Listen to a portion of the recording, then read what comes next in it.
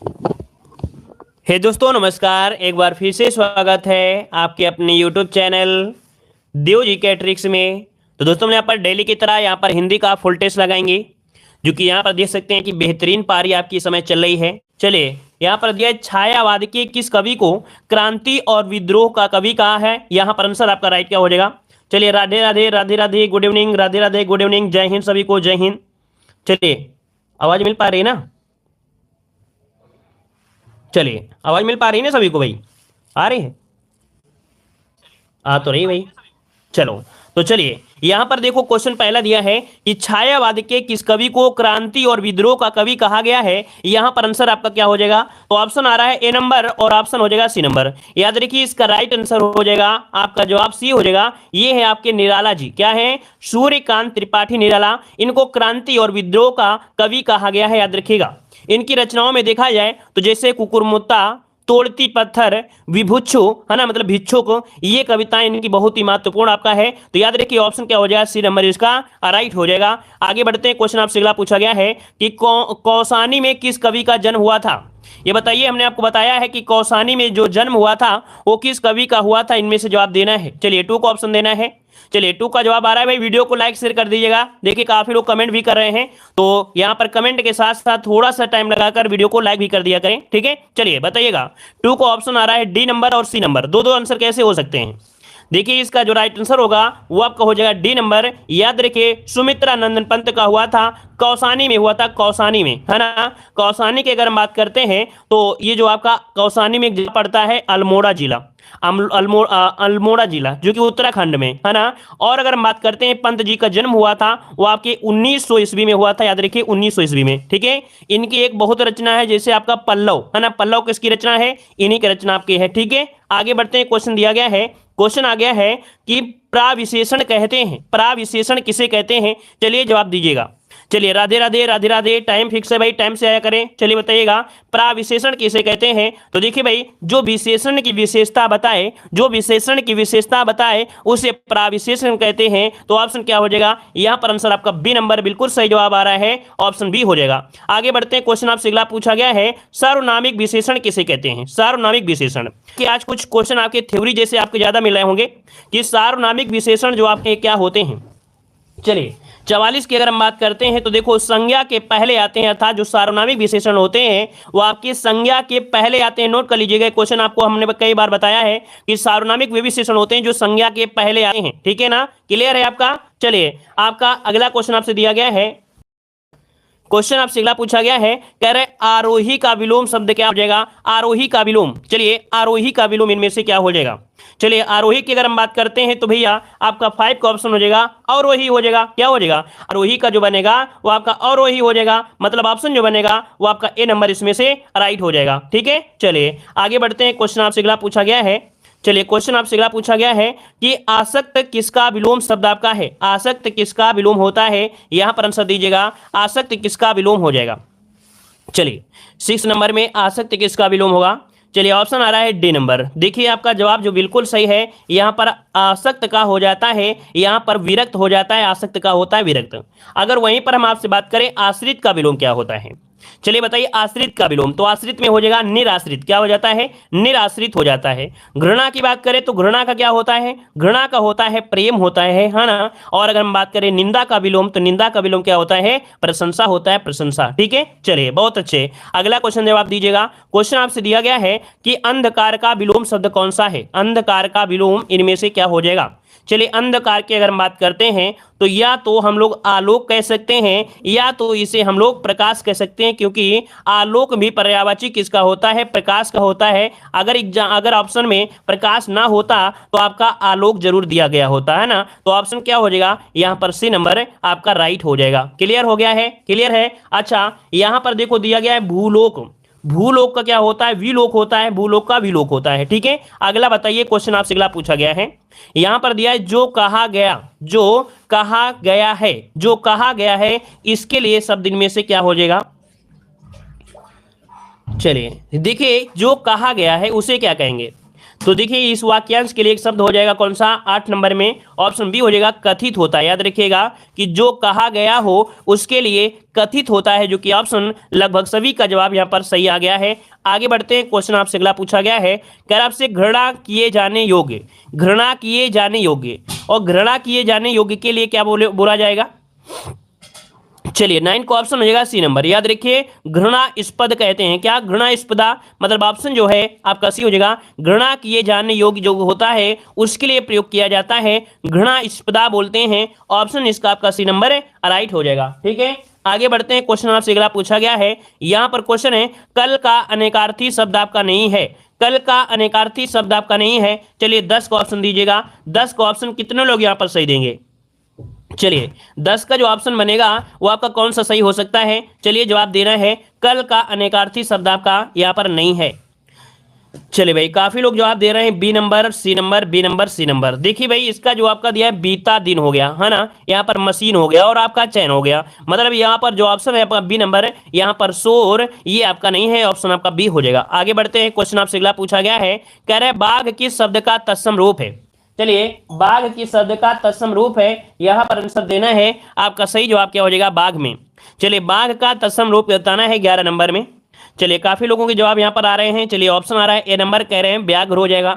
चलिए भाई ऑप्शन जो आपका जवाब आ रहा है ए नंबर बिल्कुल सही है, बाघ का होता है व्याघ्र होता है, जो कि ऑप्शन आपका आ रहा है ए नंबर आपका राइट हो जाएगा। ठीक है, अगला क्वेश्चन जवाब दीजिए। क्वेश्चन आपसे अगला पूछा गया है कि यथार्थ में संधि कौन सी है, यथार्थ में संधि कौन सी है, यथार्थ में संधि। चलिए यथार्थ में संधि जो आपकी है कौन सी है।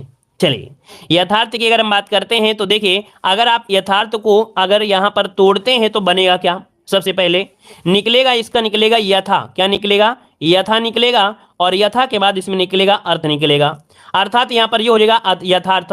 तो भाई बड़ा निकल के आया कि नहीं आया, इसके बाद छोटा निकल के आ गया, तो इसका आंसर क्या हो जाएगा, बड़ा आ जाएगा। और बड़ा जो होता है वो किस में होता है, तो आपका आंसर ये हो जाएगा दीर्घ स्वर संधि, मतलब ऑप्शन ए नंबर राइट हो जाएगा। ठीक है, चलिए आगे बढ़ते हैं, क्वेश्चन आपसे अगला पूछा गया है। यहां पर दिया है प्रत्युपकार में उपसर्ग कौन सा है, प्रत्युपकार में जो आपका उपसर्ग है वो आपका क्या है। चलिए इसे तोड़िए जल्दी से, प्रत्युपकार को अगर आप तोड़ देंगे तो आपका आंसर आपको मिल जाएगा। चलिए प्रतिधन उपकार है ना, क्या निकलेगा, यहां पर प्रति निकल के जो आएगा वही आंसर इनमें से राइट हो जाएगा, मतलब आपका जवाब जो हो जाएगा वो आपका बी नंबर यहां पर राइट हो जाएगा, प्रति हो जाएगा। ठीक है, आगे बढ़िए, अगला क्वेश्चन आपसे दिया गया है। क्वेश्चन आ गया है कि कोई काम ना करके श्रीमती संध्या दिन भर मक्खी मारा करती हैं। ये बताइए मक्खी मारना मोहरी का सही अर्थ इनमें से क्या हो जाएगा, मक्खी मारना मोहरी का अर्थ क्या होता है। तो देखिए यहाँ पर होता है खाली बैठना ना, और खाली नहीं बैठना चाहिए भाई, मेहनत करते रहना चाहिए। ऑप्शन क्या बनेगा, यहाँ पर आपका डी नंबर राइट हो जाएगा, मक्खी मारना खाली बैठना। अगला क्वेश्चन आपसे दिया गया है, कह रहे संसद से सड़क तक ये काव्य के जो रचनाकार हैं वो आपके कौन है। यहाँ पर बताइए संसद से सड़क तक काव्य के जो रचनाकार हैं वो आपके कौन है। चलिए संसद से सड़क तक, चलिए यहाँ पर देखिए काफी लोग कह रहे हैं बफरिंग हो रही है, क्या बफरिंग हो रही है क्या, ऐसा तो कुछ नहीं है, थोड़ा अपना भी नेटवर्क देख लिया करें, हो ना, हो सकता है कि आपके नेटवर्क में योगी जी ने ये काट दिया हो आप कनेक्शन आपके टावर आवर का, तो अपना भी कनेक्शन कभी कभी देख लिया करें, है ना, मोबाइल में, वैसे बफरिंग नहीं हो रही होगी। चलिए बताइए यहाँ पर कि संसद से सड़क तक काव्य के जो रचनाकार हैं वो आपके कौन हैं। देखिए इसका राइट आंसर आपका आ रहा है बी नंबर है, ये सुदामा पांडे जो धूमिल है, कौन भाई, सुदामा पांडे धूमिल है। याद रखिएगा कि धूमिल ने भारतीय राजनीतिक के विसंगतियों पर व्यंग किया है, ऑप्शन हो जाएगा बी नंबर। आगे बढ़ते हैं, क्वेश्चन आपसे अगला पूछा गया है, कह रहा आपसे एक पर ही श्रद्धा अथवा आस्था रखने वाला। इसके पहले वाली क्लास में भी हमने आपको इस प्रश्न को समझाया था कि एक ही पर जो श्रद्धा रखता है अर्थात आस्था रखने वाला जो एक पर ही रहता है उसे क्या कहते हैं। चलिए यहाँ पर आंसर का क्या हो जाएगा, तो ये याद रखिए 16 का ऑप्शन हो जाएगा आपका सी नंबर, एकनिष्ठ होता है, क्या होता है, एकनिष्ठ होता है। यहाँ पर आंसर हो जाएगा सी नंबर राइट हो जाएगा। आगे बढ़ते हैं, क्वेश्चन आपसे अगला पूछा गया है कि तृष्णा में कौन सी संधि है। देखिए दिया है तृष्णा में कौन सी संधि है, तो भैया आप पता है तृष्णा शब्द में अगर आप तोड़ेंगे तो सबसे पहले तोड़ना ही सीखिए, जब तोड़ेंगे तो बनेगा क्या, इसमें निकलेगा ता, है ना, इसके बाद आपका सा होगा, लेकिन कैसा होगा, आधा होगा, और त्रा ऐसे होगा, त्रस धन आपका ना इस प्रकार से आएगा। मतलब यहां पर ये कह सकते हैं कि ना व्यंजन होगा जो आपके कह सकते हैं अड़ा के साथ से आपका है। ये एक नियम होता है कि संधि के नियम के अनुसार या तो ऋषि होगा या तो रा होगा या तो सा होगा, ऋषि रा और सा के बाद अगर ना होता है तो अड़ा हो जाता है, तो तृष्णा का हो जाएगा तृष्णा। तो आपका आंसर कौन हो गया, यहाँ पर व्यंजन का परिवर्तन हुआ है, तो आंसर सी हो जाएगा, व्यंजन ही आपका हो जाएगा। नोट कर लीजिएगा, ये रूल होता है कि अगर आपका ऋषि दिया हो या आपका यहाँ पर क्या रा दिया हो या तो आपका सा दिया गया हो, इसके बाद अगर कोई भी अगर ना व्यंजन आता है तो उसका परिवर्तन क्या होता है, ना का अड़ा हो जाता है, रूल होता है। ठीक है, आगे बढ़ते हैं। क्वेश्चन आपसे अगला पूछा गया है, कह रहा है पृथ्वीराज की आंखें शीर्षक नाटक के रचयिता कौन हो जाएंगे। पृथ्वीराज की आंखें शीर्षक नाटक के रचयिता कौन इनमें से कौन हो जाएंगे। चलिए बहुत अच्छे, यहां पर देखिए 18 का ऑप्शन यहां पर बी नंबर और सी नंबर, काफी लोग यहां पर जवाब दे रहे हैं, लेकिन इसका राइट आंसर हो जाएगा सी नंबर, राजकुमार राम कुमार, माफ करिए राम कुमार वर्मा है। याद रखिए कि पृथ्वीराज की शीर्षक ये नाटक है और इसके रचयिता है राम कुमार वर्मा है, राम कुमार वर्मा, जो कि ऑप्शन सी नंबर लगभग सभी का आ रहा है। चलिए आगे बढ़ते हैं। क्वेश्चन आपसे अगला पूछा गया है, कह रहा आपसे कि त्रिफला में समास बताना है, त्रिफला में कौन सा समास है। चलिए त्रिफला में समास क्या है, तो भाई यहां पर पता है संख्यावाची है, अर्थात तीन फलों का समाहार है, और जब संख्यावाची होता है वहां पर आपका आंसर क्या होता है, बी नंबर हो जाएगा, द्विगु समास होगा, जो कि लगभग 100% सभी का जवाब यहां पर राइट आ गया है। मतलब देखा जाए अगर द्विगु समास अगर आपको आता है तो दुनिया में कोई भी द्विगु समास होगा तो आप लोग जवाब दे दोगे, हमें पता है कि द्विगु समास आप लोग गलत कभी नहीं करोगे, है ना, क्लियर है ना। चलिए अगला क्वेश्चन जवाब देना है। क्वेश्चन आपसे दिया है कि भूखा प्यासा में समास बताइए, भूखा प्यासा में समास बताना है, आपका आंसर इनमें से क्या हो जाएगा 20 नंबर में। चलिए भूखा प्यासा में समास कितने लोग सही देने वाले हैं, और सभी लोग यहां पर जवाब देंगे। और भाई वीडियो को भी लाइक शेयर करते रहिए साथ साथ में, है ना, थोड़ा सा हमें भी अच्छा लगता है, मोटिवेट मिलता है ना, थोड़ी एनर्जी मिल जाती है बोलने की अगर आप लोग लाइक शेयर करते रहते हैं। देखिए आपका जवाब आ रहा है द्वंद्व समास, तो आपका जवाब हो जाएगा द्वंद्व समास, मतलब भूखा और प्यासा, और शब्द आपका मिल गया, साथ में क्या दिया है, योजक चिन्ह भी दिया गया है, योजक चिन्ह, तो आपका आंसर क्या हो जाएगा, द्वंद्व समास हो जाएगा। कुछ हम आपको उदाहरण देते हैं, बस आपको आंसर देते रहना है, ठीक है। चलिए यहां पर आंसर देते हैं। क्वेश्चन आपका है माता पिता में समास बताइए, जल्दी जल्दी बताइए कि माता पिता में समास क्या हो जाएगा, माता पिता में समास क्या हो जाएगा, जल्दी से बताइए, माता पिता में समास द्वंद्व समास हो जाएगा। अच्छा अगला बताइए, कपड़ा लत्ता में समास क्या हो जाएगा, कपड़ा लत्ता में समास क्या हो जाएगा, कपड़ा लत्ता में। धर्मो धर्म में क्या हो जाएगा, धर्मो धर्म, धर्म और अधर्म, तो धर्मो धर्म का भी आ जाता है, तो इसमें क्या होगा, द्वंद्व समास ही होगा। अगला बताइए, दुबला पतला में समास क्या है भाई, दुबला पतला में समास क्या है, जल्दी से बताइए, दुबला पतला में समास क्या हो जाएगा। चलिए जल्दी से बताइए, दुबला पतला में समास क्या हो जाएगा। चलिए दुबला पतला में जल्दी से बताइए भाई, दुबला पतला में समास कितने लोग सही देंगे। चलिए दुबला पतला में भी द्वंद्व समास दे रहे हैं, चलिए बहुत अच्छे, वेरी गुड। चलिए द्वंद्व समास होगा, इन सभी में द्वंद्व समास होगा। अच्छा ये बताइए, अच्छा ये बताइए कि भैया माता और पिता जेंडर चेंज है, भाई बहन जेंडर चेंज है, भूखा प्यासा है ना यहां पर है, लेकिन भैया दुबला और पतला मतलब एक ही तो होता है ना। द्वंद्व समास का मतलब होता है एक दूसरे के विलोम भी होना चाहिए, एक दूसरे के विलोम होना चाहिए, लेकिन यहां पर भैया दुबला भी वही है और पतला भी वही है, डैश भी लगा है, लेकिन द्वंद्व समास नहीं है भाई, याद रखिए। इसीलिए हम आपको जल्दी जल्दी कहवा रहे थे, जैसे कौवा ओड़ होता है ना, जब क्या होता है कौवा ओड़ बउआ ओड़ ऐसे बोल देते हैं तो फिर हाथ रापट होता है, वैसे हम आपके साथ भी खेल खेल रहे थे। अब आप बताइए दुबला पतला में क्या होगा, दुबला पतला में, तो भैया दुबला पतला में होता है क्या, अव्ययी भाव समास है, क्या अव्ययी भाव समास है। कैसे, जैसे हमने बताया कि अव्ययी भाव समास में आजन्म होता है या दिनों दिन होता है, क्या दिनों दिन होता है, तो याद रखिए वहां पर होता है क्या, दुबला पतला में भी आपका अव्ययी होगा, याद रखिएगा, ठीक है ना, समझ जाइए, नोट कर लीजिएगा, क्योंकि दुबला और पतला का मतलब एक ही चीज होता है, याद रखिए, है ना। ऋण मुक्त दिया है, ऋण मुक्त में समास क्या है, तो ऋण से मुक्त हो गया है, अपादान आपका हो जाएगा, तत्पुरुष समास हो जाएगा, ठीक है। आइए यहां पर क्वेश्चन आपसे अगला पूछा गया है। चलिए क्वेश्चन है, निर्झर कामा सोता कामा झर निम्नलिखित में से किस शब्द के पर्यायवाची हैं। निर्झर, सोता और आपका झर, इनमें से 21 नंबर क्या बनेगा। तो चलिए भाई 21 की अगर हम बात करते हैं तो आपका आंसर क्या हो सकता है, निर्झर बोला जाता है, निर्झर बोला जाता है किसे, झरना को बोलते हैं या किसे बोलते हैं। ऑप्शन आपका हो जाएगा यहां पर सी नंबर, झरना। निर्झर, सोता, झर, ये झरना शब्द के क्या होते हैं, पर्यायवाची होते हैं, ठीक है, ये आपके झरना के पर्यायवाची होते हैं, याद रखिएगा। अगर यहां पर पूछ लेता कि सरिता, तो भाई सरिता अगर होता सरिता, तो सरिता होता है नदी का होता है, या हम लोग बोल सकते थे तटनी, या बोल सकते थे तरंगिणी, या बोल सकते थे अपगा, ये नदी के पर्यायवाची होते हैं, याद रखिएगा। क्वेश्चन बहुत बार पूछा गया है। अगला क्वेश्चन आपके सामने दिया गया है, कह रहे वितथ्य कामा अतथ्य कामा मिथ्या किसके पर्यायवाची हैं। यहां पर बताइए वितथ्य, अतथ्य और आपका मिथ्या, ये किसके पर्यायवाची बनेंगे, यहां पर आंसर दीजिएगा। तो भैया यहां पर आंसर होता है क्या, बोलते ना मिथ्या मतलब झूठ, क्या मिथ्या मतलब झूठ होता है, बोलते ना मिथ्या है ये, तो आपका झूठ होगा, झूठ हो जाएगा, ऑप्शन ए नंबर आपका हो जाएगा। वहीं पर देखो पाखंड मतलब क्या होता है, आडंबर, या बोल देते हैं ढोंगी, या बोलते हैं पाखंडी, है ना, बोल देते हैं ना, तो ये जो आपका ढोंगी, पाखंड या आडंबर, ये होता है पाखंड के होते हैं। ठीक है, अगला बताइए क्वेश्चन आपसे अगला पूछा गया है, कह रहा आपसे रहीमन मोहि न सुहाए अमी पियावत मान बिनु वरन विष दे बुलाए मान सहित मरिबो भला, इस पद में आपसे पूछा है छंद कौन सा है। चलिए इनमें से आपको जवाब देना है, इनमें से जो छंद है वो आपका कौन सा है। तो भैया आप जल्दी से क्या करिए, मात्रा लगा लीजिए। अगर मात्रा लगाएंगे तो आंसर आपका हो सकता है कि आप लोग लगा सकते हैं, रहीमन पानी राखिए, उसी प्रकार से है कि नहीं, मोहि के हिसाब से वाला सिंगल हो जाएगा, यहाँ पर डबल हो जाएगा, ना में सिंगल हो जाएगा, ठीक है ना, फिर इसके बाद यहाँ पर सिंगल होगा, डबल होगा और इसके बाद सिंगल हो जाएगा। अब देखिए दिया है 1 2 3 4 5 6 7 8 9 10 11 12, 12 आपको मिल रहे हैं भाई।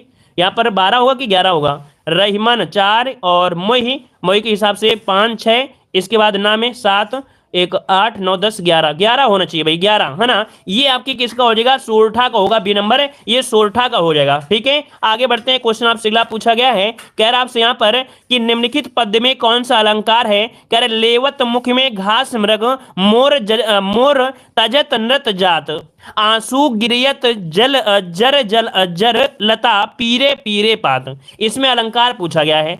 अब बताइए इसमें कौन सा अलंकार हो सकता है 24 नंबर में।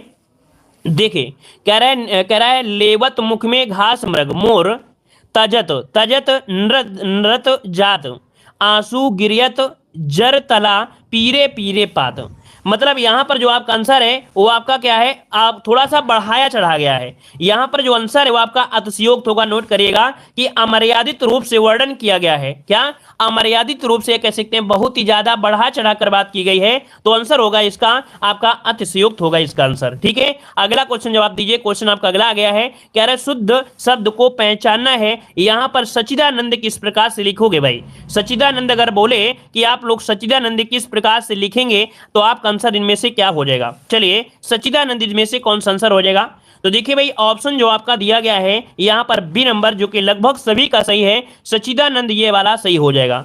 याद रखिएगा अगर सच्चिदानंद को तोड़ा जाए तो 2 उपसर्ग निकलते हैं, सच्चिदानंद को तोड़ेंगे तो 2 उपसर्ग निकलेंगे, एक निकलेगा सत निकलेगा, सत निकलेगा, पिस बाद में क्या निकलेगा, चित निकलेगा, क्या निकलेगा, चित निकलेगा, और मूल शब्द हो जाएगा आनंद हो जाएगा। अगर क्वेश्चन पूछे कि भैया सच्चिदानंद में मूल शब्द कौन है, तो आनंद इसका मूल शब्द है, इसमें 2 उपसर्ग आपके हैं, सत और चित आपके हैं, याद रखिएगा। इस प्रकार से इसकी संधि बनती है। अगला क्वेश्चन दीजिए, अगला क्वेश्चन आपका जवाब दिया गया है। क्वेश्चन है झंझावत किसका पर्यायवाची है, दिया गया है झंझावत किसका पर्यायवाची है, 26 का ऑप्शन दीजिएगा। झंझावत जो आपका है ये तूफान का है, जहां से निकलता है तो झां झां करके निकल जाता है, मतलब खूब भयंकर तबाही मचा देता है, तो आपका आंसर हो जाएगा बी नंबर झंझावत, ऑप्शन बी हो जाएगा, तूफान का होता है, नोट कर लीजिएगा। ठीक है, अगला क्वेश्चन जवाब दिया गया है। क्वेश्चन है, क्वेश्चन आ गया है टेढ़ी खीर होना मुहावरे का अर्थ क्या हो जाएगा, टेढ़ी खीर होना मुहावरे का क्या आशय होता है, जवाब देना है। चलिए 27 नंबर में, तो देखो भाई टेढ़ी खीर मतलब होता है बहुत कठिन कार्य होना, याद रखिए सरल तो होगा नहीं है, यहाँ पर जो आंसर है वो आपका बी हो जाएगा, कठिन कार्य होना, ऑप्शन बी आपका राइट हो जाएगा। चलिए आगे बढ़ते हैं। क्वेश्चन आपसे अगला पूछा गया है, यहाँ पर दिया है कि अनुनय विनय से भी ना पसीजना, इनमें से किस मुहावरे का अर्थ है। अनुनय विनय से भी ना पसीजना, मतलब किसी भी व्यक्ति से आप निवेदन करते हैं तभी क्या होता है, वो पसीजता नहीं है, आपको माफ नहीं करता है, मतलब आपका आंसर इनमें से क्या हो जाएगा, तो आंसर हो जाएगा बी नंबर जड़ हो जाना। क्या जड़ हो जाना, उसको किसी प्रकार से मतलब पता ही, मतलब क्या है ना कि जड़ हो जाना मतलब कह सकते हैं उसको कुछ शर्म ही नहीं है, मतलब बिल्कुल जम गया है, अपनी बात पर अटल हो गया है, वो अपनी बात पर अटल हो गया है, ये मतलब होता है। तो ऑप्शन बी हो जाएगा जड़ होना, सी मत लगाइएगा, ठीक है, सी नहीं होगा। टच से मस ना होना, ये अनुमय बिना किसी से नहीं कह सकते हैं, ये तो आने जाने के हिसाब से, लेकिन जड़ हो जाना मतलब इसमें ये कह सकते हैं कि वो आपकी बात का कोई रिप्लाई नहीं दे रहा है। ठीक है, आगे बढ़ते हैं। क्वेश्चन दिया गया है, चलिए क्वेश्चन दिया है वर्तनी सही वाला शुद्ध आपको बताना है। आशीर्वाद लीजिएगा भाई, आशीर्वाद लेंगे कैसे लेंगे,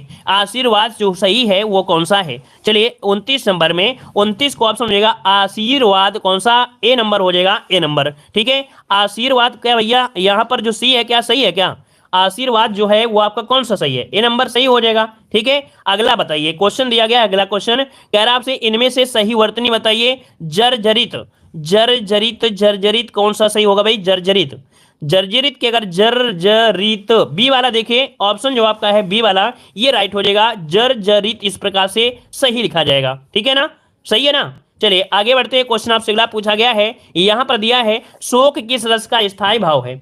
चलिए शोक किस रस का स्थायी भाव है, यहां पर आंसर दीजिएगा 31 नंबर में। शोक करुण रस का होता है, बिल्कुल सही जवाब है, बिल्कुल इजी क्वेश्चन है कि शोक होता है करुण रस का स्थायी भाव होता है। ठीक है, ऑप्शन बनेगा ए नंबर। अगला बताइए, क्वेश्चन आपसे अगला पूछा गया है। चलिए सर आप आशीर्वाद देते हैं गुस्सा से शांत।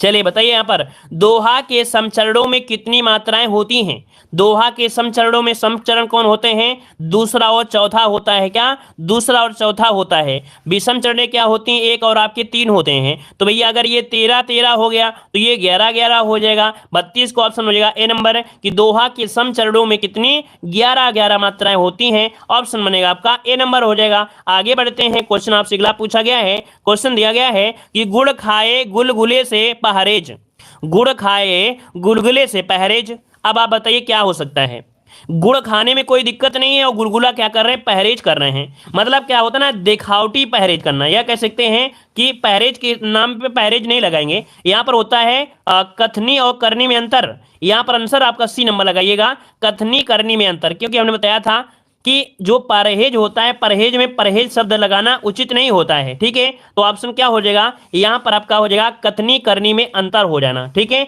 अगला क्वेश्चन जवाब दीजिएगा। क्वेश्चन आपसे अगला दिया गया है, कह रहे असरफी की लूट कोयले पर छाप। चलिए असरफी की लूट, असरफी की लूट कोयले पर छाप। अब इसका आंसर क्या हो जाएगा, थोड़े अजीब अजीब लग रहे हैं ना आज के क्वेश्चन जो आपको हैं, थोड़ा अजीब लग रहे होंगे। असरफी की लूट कोयले पर छाप, मतलब ये होता है कि कीमती वस्तु की चिंता छोड़कर सस्ती वस्तु को सहेजना। मतलब जो अच्छी चीज थी उसको नहीं ले रहे हैं और भैया खराब खराब चीज ले रहे हैं। मतलब ऑप्शन क्या होगा, ए नंबर आपका हो जाएगा। अगला बताइए, क्वेश्चन आपसे अगला पूछा गया है, कह रहा है गीतांजलि का संविच्छेद क्या हो जाएगा। गीतांजलि का संविच्छेद क्या होता है। सबसे पहली बात ये होता है गीतांजलि जो लिखते हैं इस प्रकार से सही लिखते हैं। अब इसको अगर आप टेढ़ेंगे अर्थात इसे तोड़ेंगे तो सबसे पहले इसका मूल शब्द निकलेगा गीत। क्या निकलेगा, इसका मूल शब्द निकलेगा गीत, और इसके बाद निकलेगा अंजलि। अंजलि की अगर बात करते हैं तो ऑप्शन सी वाला जो ऑप्शन है वो आपका राइट हो जाएगा। इससे आपको पता चला कि ये वर्ड जो आपका है ये भी आपका सही है। अगला बताइए, क्वेश्चन आपसे अगला पूछा गया है, यहां पर क्वेश्चन है ग्रह का पर्यायवाची नहीं है। 36 को ऑप्शन देना है, ग्रह का पर्यायवाची यहां पर नहीं है। चलिए यहां पर जवाब दीजिए, ग्रह का पर्यायवाची इनमें से कौन नहीं है। क्वेश्चन नंबर 36 दिया गया है।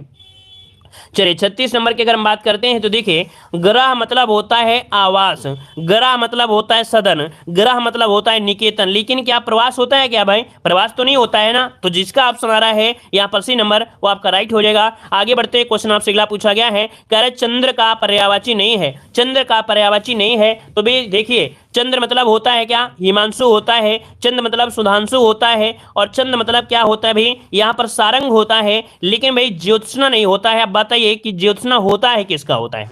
चलिए डी नंबर मत लगाइए भाई, यहाँ पर सारंग भी इसको कहेंगे, लेकिन यहाँ पर ज्योत्सना होता है किसका, ये ज्योत्सना होता है शायद बिजली का होता है, जो चमक होता है उसको कहते हैं ना। बिजली या चमक होता है, चांदनी जिसे बोल देते हैं, चांदनी का होता है चांदनी। तो याद रखिएगा ये चांदनी का है बी वाला। ठीक है, अगला बताइए, क्वेश्चन आपसे अगला है। आज के क्वेश्चन बड़े कंफ्यूज भरे हुए हैं, हमें नहीं लगता है कि आज 50 में कोई 40 सही कर पाएंगे। क्या भूलूं क्या याद करूं ये आत्मकथा किसने लिखी थी। क्या भूलूं क्या याद करूं ये आत्मकथा जो लिखा है वो किसने लिखा है। तो हमने बताया था जो आपके हरिवंश राय बच्चन है, क्या हरिवंश राय बच्चन जो है उनका ऑप्शन हो जाएगा ए नंबर राइट हो जाएगा। आगे बढ़ते हैं, क्वेश्चन आपसे अगला पूछा गया है कि अपनी खबर आत्मकथा के लेखक कौन है। अपनी खबर आत्मकथा के लेखक यहां पर कौन से हो जाएंगे। चलिए अपनी आत्मकथा के लेखक हैं कौन, ये है आपके पांडे बेचन शर्मा उग्र। इसका भी ऑप्शन बनेगा डी, पांडे बेचन शर्मा उग्र। इसका ऑप्शन डी नंबर राइट हो जाएगा, जो कि लगभग इसका तो सही आ गया है सबका भैया, लेकिन कुछ लोग नहीं जवाब दे पाए हैं। अगला बताइएगा, क्वेश्चन नंबर 40 से 41 दिया है कि प्रश्नों में शुद्ध वाक्य का चयन करना है। चलिए भाई शुद्ध वाक्य के चयन करिए 40 नंबर में। कह रहा आपसे कि कन्या पराया धन होती है। बंदूक, देखो बंदूक बहुत उपयोगी शस्त्र है, तो भाई शस्त्र होता नहीं है, हमने बताया था, ये तो आपका गलत हो गया। अनेकों कभी आपका होता नहीं है। पढ़ता पढ़ता तो होता नहीं है, पढ़ते पढ़ते होता है, मतलब ये गलत, ये गलत और ये गलत, तो ऑप्शन क्या हो गया, कन्या पराया धन होती है, मतलब बिल्कुल सही जवाब दिया गया है ना, बिल्कुल सही जवाब है ना। चलिए भाई आगे बढ़ते हैं, क्वेश्चन आपसे अगला पूछा गया है कि निम्नलिखित में से क्वेश्चन नंबर 40 से 41 अच्छा दिया गया है, इसमें क्या अंतर था भाई, क्वेश्चन नंबर 41 है, इसमें देख ले क्या दिया गया था, क्वेश्चन नंबर आपका ये 40 है, अच्छा, और ये कौन सा क्वेश्चन नंबर है, ये 41 है। चलिए कह रहे कई रेलवे के कर्मचारी गिरफ्तार हुए, कई रेलवे के कर्मचारी गिरफ्तार हुए, रेलवे के हो सकता था, कई हम लोग क्यों लगाएं, है ना। देखिए यहां पर जो आपका दिया गया है, छात्रों ने मुख्य अतिथि का अभिनंदन पत्र, मुख्य अतिथि को हो जाएगा, मैं रोज गाने की कसरत करती हूँ, भाई कसरत नहीं होता, अभ्यास होता है, अभ्यास ही तो होता है ना।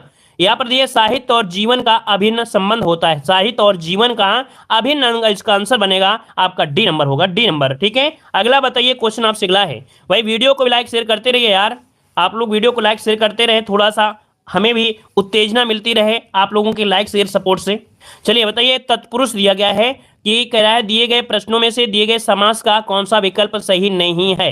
अब यहाँ पर देखिए तत्पुरुष बताइए कि इनके हिसाब से कौन तत्पुरुष सही नहीं है। कह रहे धन से हीन, धन से हीन ये तो आपका हो जाएगा, है ना, धन से हीन। और इसके बाद दिया गया है यथा संभव, भाई यथा जो आपका दिया गया है ये आपका अव्यय है, और अव्यय होता है, अव्ययी भाव होता है, मतलब यहाँ पर आंसर जो आपका हो जाएगा बी नंबर राइट हो जाएगा, ठीक है। अगला बताइए क्वेश्चन आपसे अगला पूछा गया है, यहाँ पर क्वेश्चन दिया है कि निम्नलिखित प्रश्नों में दिए गए समास का कौन सा विकल्प सही नहीं है, समास का कौन सा विकल्प सही नहीं है। चलिए तो देखो बहुव्रीहि के हिसाब से बताइए कौन सा हो जाएगा, जो आपका नंबर है 43 नंबर में। चलिए बहुब्री के हिसाब से बात करते हैं तो दिगंबर, पीतांबर और दशमुख, लेकिन ग्रह प्रवेश क्या होगा, क्या नहीं होगा ना, मतलब ऑप्शन आपका ए नंबर यहां पर हो जाएगा। अगला क्वेश्चन आपसे दिया गया है कि दिए गए प्रश्न में 42 से 44 यहां पर समास का कौन सा विकल्प सही नहीं है, मतलब आपके कर्मधारय पूछा गया है, कर्मधारय में जो 4 ऑप्शन है कौन सा नहीं सही दिया गया है। चलिए 44 नंबर बताइए, 44 नंबर में चलिए कह रहे हैं विद्या रत्न, विद्या रूपी रत्न, नीलांबर, नीलांबर, चरण और कमल, दादा दादी, दादा और दादी, भैया ऑप्शन क्या होगा, डी नंबर आपका हो जाएगा, है ना, यहाँ पर डी नंबर हो जाएगा। अगला क्वेश्चन आपसे यहाँ पर दिया गया है क्वेश्चन, हाँ चलिए यहाँ पर क्वेश्चन आ गया है, आधुनिक ढंग से पहला एकांकी किसे माना जाता है। देखो हमने बताया था हिंदी साहित्य हम आपको बैक टू बैक अब आपको पढ़ाते रहेंगे, रट्टा मरवाते रहेंगे, जब तक आप ये नहीं कहोगे कि सर हिंदी साहित्य अब रट गई है, तब तक आपके बैक टू बैक क्वेश्चन होते रहेंगे, 500 क्वेश्चन को बैक टू बैक पढ़ाते ही रहेंगे। चलिए बताइए जल्दी जल्दी कि आधुनिक ढंग से पहला एकांकी किसे माना जाता है, आधुनिक ढंग से पहला एकांकी किसे माना जाता है। याद रखिएगा आपके बादल की मृत्यु, इसका ऑप्शन बनेगा आपका सी नंबर, क्या हो जाएगा, सी नंबर इसका ऑप्शन बनेगा। अगला क्वेश्चन दिया गया है हिम तरंगड़ी किसका काव्य संग्रह है, हिम तरंगड़ी किसका काव्य संग्रह है, आपका जवाब क्या हो जाएगा। इस बार को प्रयास करें कि जो हिंदी साहित्य के क्वेश्चन है उनका आप लोग लगभग 80% क्वेश्चन सही करने का प्रयास करें, क्योंकि हमारा टारगेट था कि पहली बार पढ़ाएंगे तो 50% आप लोग सही कर सकते हैं, क्योंकि ऑलरेडी आपको आप लोगों का कुछ तो नॉलेज है, लेकिन जब दोबारा पढ़ाएं तो कम से कम 25% आपको इंप्रूव होना पड़ेगा, ठीक है। चलिए तो भाई हिम तरंगड़ी जो आपका है किसका है, ऑप्शन बनेगा आपका ये है आपके माखनलाल चतुर्वेदी है, और हिम तरंगड़ी के लिए इनको यहाँ पर पुरस्कार भी दिया गया था 1955 में। अगला है कि केशव दास द्वारा रचित आध्यात्मिक ग्रंथ का नाम क्या है, केशव दास के द्वारा रचित आध्यात्मिक ग्रंथ पूछा गया है, तो आपका आंसर क्या होगा, आध्यात्मिक ग्रंथ पूछे तो विज्ञान गीता है, याद रखिए ये इनका आध्यात्मिक ग्रंथ है, नोट करिएगा, आंसर बनेगा यहां पर आपका ए नंबर राइट हो जाएगा, ठीक है। अगला बताइए क्वेश्चन दिया गया है कि हिंदी साहित्य का आधुनिक काल समानता कब से माना जाता है। चलिए हिंदी साहित्य का आधुनिक काल समानता कब से माना जाता है, आपका जवाब इनमें से क्या होगा 4 नंबर में, तो 4 का ऑप्शन हो जाएगा 1850 ईस्वी से माना जाता है, ऑप्शन बनेगा आपका ए नंबर। अगला क्वेश्चन दिया गया है रामचंद्रिका किसकी रचना है, चलिए रामचंद्रिका की रचना जो किया है वो किसने किया है, यहां पर आंसर क्या होगा, चलिए केशवदास रामचंद्रिका, ऑप्शन हो जाएगा ए नंबर आपका हो जाएगा। अगला क्वेश्चन दिया है कि सीता वनवास से संबंधित एक काव्य रचना कौन सी है, सीता वनवास से संबंधित एक काव्य रचना पूछा गया है, 6 का ऑप्शन क्या हो जाएगा, तो देखिए 6 का ऑप्शन ए हो जाएगा, ये है आपका प्रवाद पर्व है। क्या? सीता वर्मा से संबंधित एक काव्य रचना है, प्रवाद पर्व है, इसका ऑप्शन हो जाएगा ए नंबर। इसको नोट करिएगा, इसको नोट करिएगा, क्योंकि ये आप लोग हमेशा गलती कर सकते हैं, ठीक है, इसलिए इसे नोट करिए। अगला है ज्ञानदीप किसकी रचना है? ज्ञानदीप किसकी रचना है? 7 का ऑप्शन देना है, 7 का ऑप्शन इनमें क्या हो जाएगा? तो ये है आपके शेख नबी की है। ज्ञानदीप किसकी रचना है? ऑप्शन सी हो जाएगा, ये शेख नबी की है, शेख नबी, ऑप्शन सी हो जाएगा। अगला क्वेश्चन आपसे दिया गया है कि जयशंकर प्रसाद जयशंकर प्रसाद की पहली कहानी कौन सी है? जयशंकर प्रसाद की पहली कहानी पूछा गया है, आपका जवाब इनमें से क्या हो जाएगा? चलिए ग्राम, याद रखिए ग्राम जो है ये जयशंकर प्रसाद की पहली कहानी है, ऑप्शन बनेगा आपका ए नंबर राइट होगा। अगला क्वेश्चन दिया गया है रामचरितमानस की रचना किस कवि ने किया है? रामचरितमानस की रचना किस कवि ने किया है? यहां पर आंसर क्या होगा? तो देखिए आपका जवाब हो जाएगा यहां पर कौन सा?